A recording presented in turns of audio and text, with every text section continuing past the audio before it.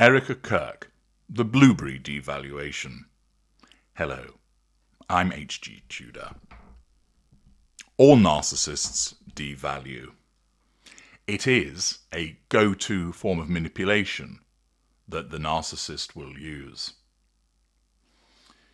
Narcissists manipulate in a benign way, for example, flattering you, buying you gifts, taking you to interesting places, supposedly providing you with support, giving you great sex, telling you interesting things. But they're all manipulations because they're not born out of a genuine desire, like, or love of you. They're utilised so the narcissist can get to the prime aims in respect of you. And the narcissist uses those things to control you, to draw fuel from you, to strip character traits from you, and to access residual benefits. In essence, they are self-serving. Many people fail to recognise that the benign behaviours of the narcissist are actually manipulations. They incorrectly think, well, that's where the narcissist is genuinely being decent. The narcissism is just the nasty stuff. It's not. There's no such thing as a part-time narcissist, as I've explained before. When the narcissist is engaging with other people, or there is the prospective engagement with other people, the narcissism governs that narcissist's behaviour. Period. No exceptions. Naturally, people are more familiar with the downside of the involvement of the narcissist in terms of being mistreated, whether it's physical violence or being gaslighted, whether it's circular conversations, bringing things up from the past, future faking, promised gain, threatened loss. There are a whole range of different manipulations that are utilised by the narcissist, and if you'd like to understand more about those, then I would recommend to you my books Manipulated, The Devil's Toolkit, and Black Flags, which you can find at Amazon and also in the Knowledge Vault link in the video description. They will increase your knowledge and understanding of narcissism. Devaluation occurs as a consequence of the fact that the narcissist sees you as a problem. The most noted devaluation is that which is the sustained devaluation, which takes place between the narcissist and the intimate partner primary source. There is always a sustained devaluation in that dynamic. Everybody else gets what's known as corrective devaluations. Whether you're a friend, non-intimate secondary source, family member, non-intimate secondary source, colleague, non-intimate secondary source, somebody selling the narcissist something, non-intimate tertiary source, an affair partner, intimate partner secondary source, occasional shag on the side, dirty little secret, intimate partner secondary source. The fact is, all of those classifications of appliances can be subjected to devaluing behaviour.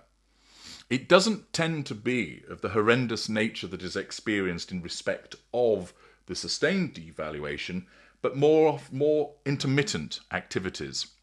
But the capacity for the narcissist to engage in such behaviour is always there, and most people will have experienced it, sometimes perhaps not even realising they have done so.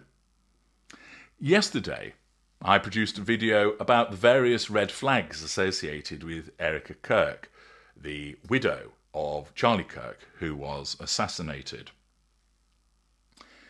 I didn't include one particular instance because I wanted to talk about that separately, because it was worth unpacking as demonstrative of the narcissism that is evident in relation to this behaviour.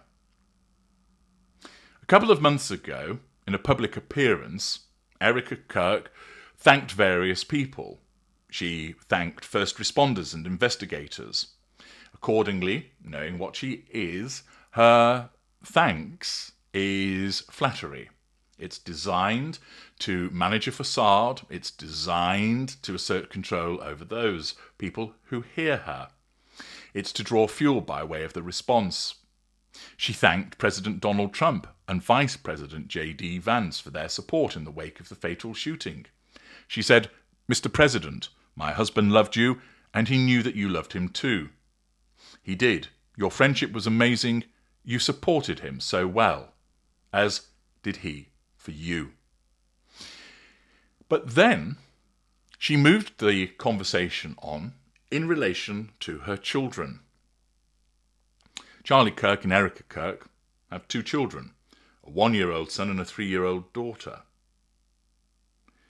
Very young. Erika Kirk said, and she shared this in a public venue, "When I got home last night, our daughter just ran into my arms, and she said, 'Mummy, I missed you.'" Well, so far, so understandable. A young child whose father has died, naturally unable to comprehend what has occurred, wondering where has daddy gone. And it would seem, in any circumstance, narcissist or not, that one might share this anecdote about the response of a child. She continued by stating, "I missed you too, baby." Then she recounts how her daughter asked, "Where's daddy?"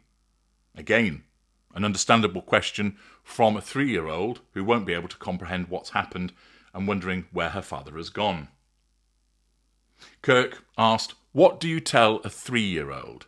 She's 3. Again, such an observation on her part would naturally cause people to nod in agreement.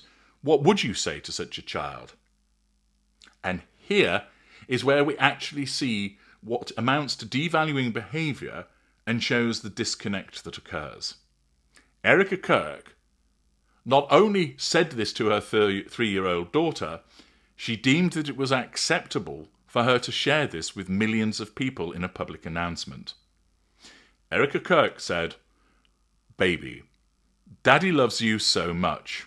Well, that seems like it's evidencing compassion on her part, doesn't it? "Don't you worry." Again, that appears to show compassion for her. Don't worry. "He's on a work trip with Jesus, so he can afford your blueberry budget." He's on a work trip with Jesus, so he can afford your blueberry budget.